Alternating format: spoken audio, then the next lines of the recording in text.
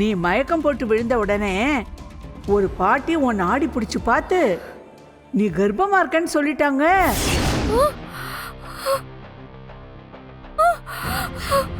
இப்படி ஒரு அசிங்கத்தை பண்றதுக்கு உனக்கு எப்படி மித்ரா மனசு வந்துச்சு?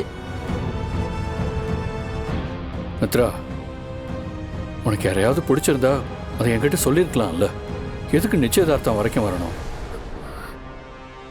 நீ உனக்கு பிடிச்சவங்களை கல்யாணம் பண்ணிக்கிறதுல எனக்கு எந்த அப்ஜெக்ஷனும் இல்லை. ஐயோ, எல்லாரும் கொஞ்சம் சும்மா இருக்கீங்களா? ஆளுக்கு வாய்க்கு வந்ததெல்லாம் பேசிட்டு இருக்காதீங்க. நான் ஒண்ணு கர்ப்பம் இல்ல. யாரோ ஒருத்தவங்க சொன்னாங்கன்னு நம்பிக்கிட்டு எல்லாரும் உங்க இஷ்டத்துக்கு ஒவ்வொன்னா பேசாதீங்க.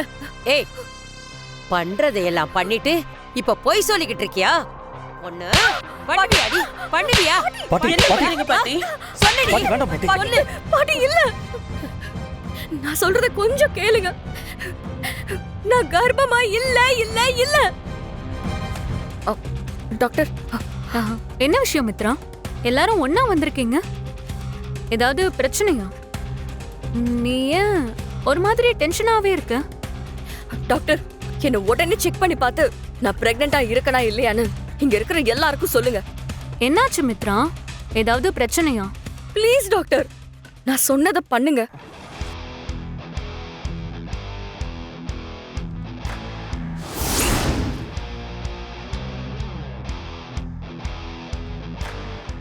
மேடம், உங்க நிச்சயதார்த்தத்துக்கு இன்னும் டைம் இருக்கு.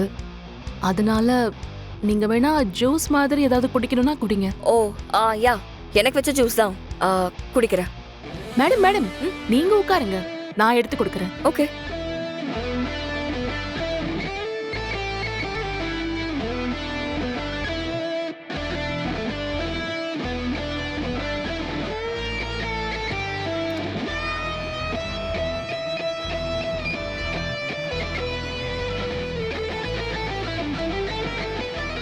மேடம்,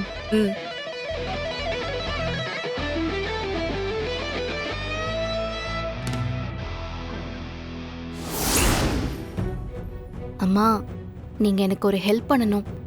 என்ன விஷயமா? இன்னும் கொஞ்ச நேரத்துல இங்க நடக்க போற நிச்சயதார்த்தம் நடக்க கூடாது.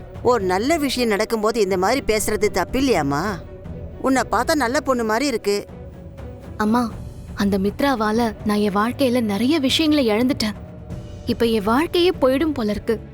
அதனால தான் கேக்குறேன். உன்னை பார்த்தா பாவமா தான் இருக்கு. நான் என்ன பண்ணணும்னு சொல்லுமா? இந்த நிச்சயதார்த்தம் நடக்கிறப்போ பொண்ணு ஸ்டேஜ்ல மயக்கம் போட்டு விழுவா. நீங்க நாடி புடிச்சு பார்த்துட்டு மித்ரா கர்ப்பமா இருக்கான்னு சொல்லணும். என்னம்மா என்னென்னமோ சொல்ற? இது தப்பில்லையா? இல்லம்மா, அதர்மத்தை ஜெயிக்கிறதுக்கு நான் நடத்துற தர்ம யுத்தம் இது.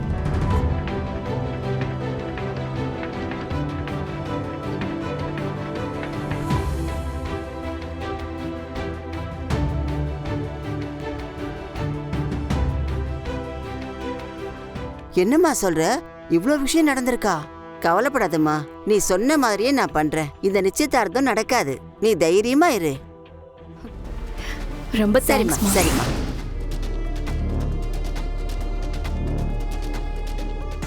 ஓகே மித்ரா, இப்ப என்ன, உங்களுக்கு டெஸ்ட் எடுத்து உங்களோட ரிசல்ட் என்னன்னு சொல்லணும், அவ்வளவுதானே? இப்பெல்லாம் பிரெக்னன்சி டெஸ்ட் பண்றது ரொம்ப ஈஸி. உள்ள வாங்க. மித்ரா, போமா. நிச்சயதார்த்தம் நடக்கிற நேரத்துல ஹால்ல நீ மயக்க போட்டு விழுந்ததும் அந்த கிழவி நீ கர்ப்பமா இருக்கன்னு சொல்லி மொத்த பிளானும் சொதப்பிட்டு போயிட்டா. மித்ரா, உனக்கு என்னதான் ஆச்சு? எனக்கு ஒண்ணுமே புரியல மேடம். திடீர்னு எப்படி எனக்கு மயக்கம் வந்துச்சுன்னே தெரியல. மறுபடியும் இந்த கல்யாண விஷயத்துல தடங்கள் வந்துகிட்டே இருக்கு. அது மட்டும் ஏன் எனக்கு புரியவே இல்லை. விடு சுதாகர், எது எப்படி இருந்தாலும் இந்த கல்யாணம் நடக்க போறத யாராலையும் மாத்த முடியாது. அதான் நிச்சயதார்த்தம் பண்ணாம டைரக்டா கல்யாணமே பண்ணலான்னு முடிவு பண்ணியாச்சுல. இந்த கல்யாணத்தை எந்த பிரச்சனையும் இல்லாம முடிக்கணும். அப்படிதான் நாம நினைக்கிறோம். ஆனா கரெக்டா நந்தி மாதிரி அந்த பாரதி குறுக்க வந்து நிப்பா. அவளை எப்படி சமாளிக்கிறதுன்னு நினைச்சாதான் எனக்கு ஒண்ணுமே புரிய மாட்டேங்குது. May I come in?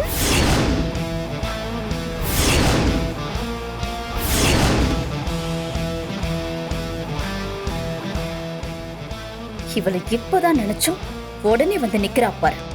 இப்ப எதுக்கு வந்திருக்கான்னு தெரியலையே. உங்க எல்லாருக்கும் என்னதான் ஆச்சு? 3 பேர் கண்லயும் ஏதோ குழப்பம் தெரியற மாதிரி இருக்கே. ஏய், உனக்கு இப்ப என்ன வேணும்? நான் என்ன வேணும்னு கேட்டா நீங்க கொடுக்கவா போறீங்க? எனக்கு ஆதிதான் வேணும். கொடுப்பீங்களா?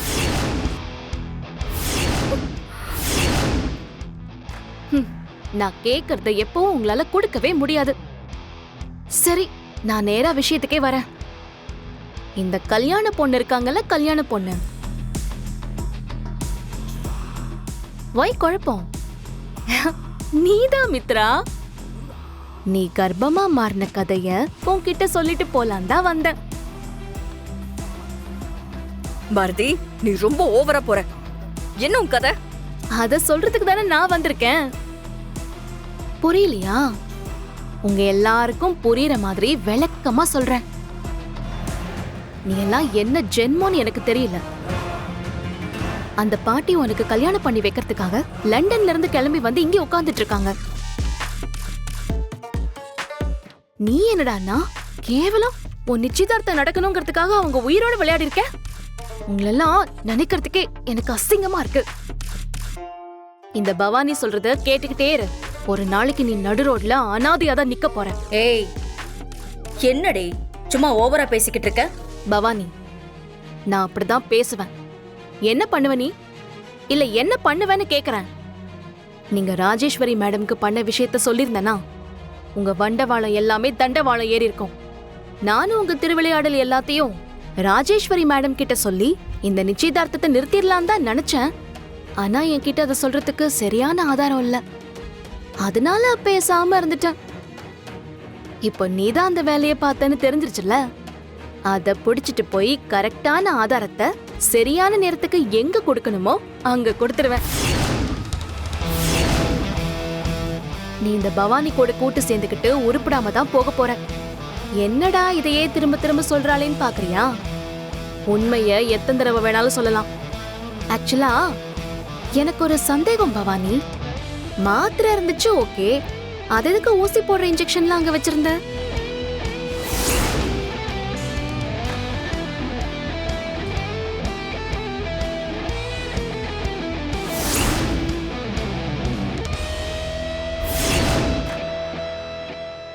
என்ன கேட்டு?